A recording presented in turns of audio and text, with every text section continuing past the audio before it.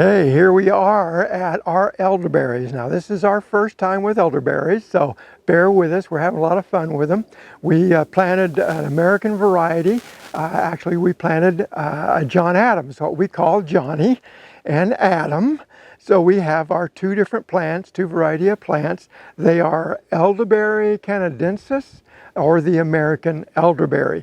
They're a little aggressive in that they spread quite a bit. So you want to make sure here they're already spreading, putting out new sprouts, new bushes. So this is only about 15 months old, 15, 16 months old.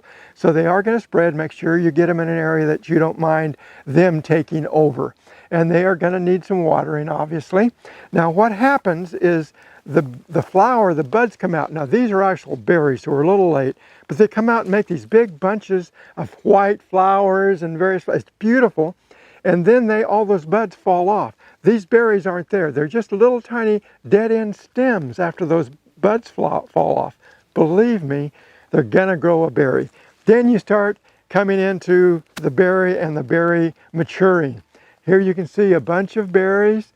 They are little guys, but we're gonna show you later how to process them.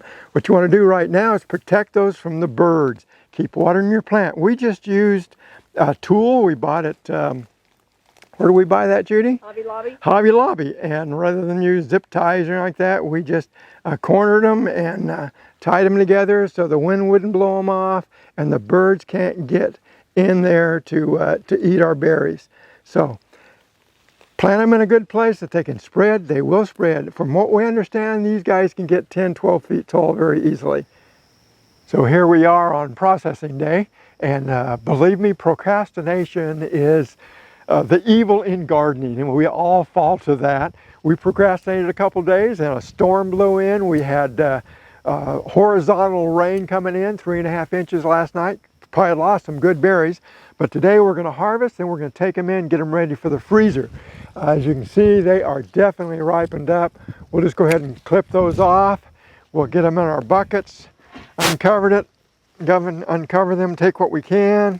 Get all the ones that are ripe today, and we'll see you inside a minute. Oh, by the way, don't be tasting these berries. I think if you'll Google it for sure, just about every part of this plant can induce some type of cyanotic reaction. So we don't want to eat them in the natural. We want to wait till they're processed. We'll see you inside. Okay, so we're here in the kitchen getting ready to prepare these to go into the freezer. We want to freeze them first. Actually we want to shower them a little bit, clean them off a little bit. Don't want to break them off their stem, but we want to freeze them on the stem before we pull them. So let's get that process going. It's pretty simple. A little cold water here. We'll go not so hard, so we don't want to knock anything off. Pick one that I don't knock things off with. Just kind of wash them off. Make sure we keep as many of those berries as we can. Kind of shake them a little bit, get that water off. We want to dry them pretty much before we freeze them because we don't want them sticking together, right? We don't want them sticking together. And I want to catch all those good berries down there if I can. This is just the beginning of it. Once we freeze them, then we can decide how we're going to treat them, whether we're going to make a jam out of them, a jelly, or a, what do you call that other thing, Judy? The medicinal part? Yeah, a tincture or a tincture or a syrup, one of the two. So what we're going to do then is, as those dry, we'll go ahead and get them. We're using parchment paper. If they're real dry, you probably don't have to use parchment paper, but we'll get these going, and we're taking them to the freezer, and we'll freeze them on their stems. And for how long? About 2 hours. We're going to freeze for about 2 hours. They should be done in an hour, but we like to go one extra mile. So we'll freeze about 2 hours. We'll come back and show you the process of getting them off those stems and separate them out. Okay, here we go. It's been 2 hours or more. We kind of got behind a little bit. So we're at the freezer. We've had them on that tray. Let's see what they look like.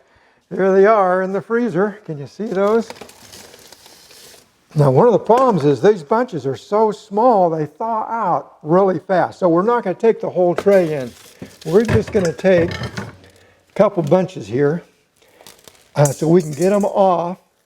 Oh, they're already falling off. It's going to be great. I think that's about all I can get off without them starting to thaw out and Ooh, get those little berries out of there, yeah. Yeah, they'll thaw real quick, so we want to get them in, get them on a tray, and get them back in the bag. See you in the kitchen. Okay, we're back in the kitchen. We've got our colander. We've got a few of these bunches. Let's get them off before they start thawing out.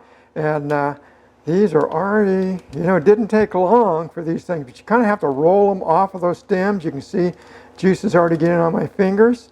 We want to get as much of them off. Come on.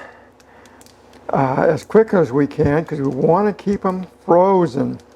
And here I don't see any green ones here. Once in a while, or depending on when you pick them, you'll find green ones in here. One or two green ones aren't bad, but they really don't have any taste. The green ones don't, but they do give you some bulk.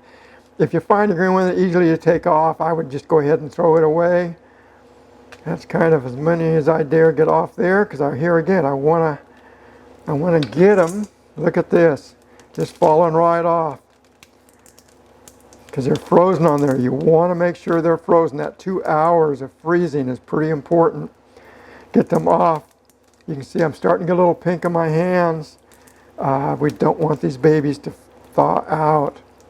So here we go. We'll get them back in the bag here in a moment. As soon as we get all these off, maybe I took too many out at the same time. What's going to happen now is, as these are in their bag, we're waiting for our last harvest. We'll harvest one more time, get as many of these elderberries as we can. And while we're waiting for that last harvest, we're going to start looking up recipes. So whether we're going to make jelly, whether we're going to make a syrup, or whether we're going to get some vodka and make some tincture, we don't know yet. Hey, send us your comments, send us your recipes, suggestions. We're always open. We're learning just like you are.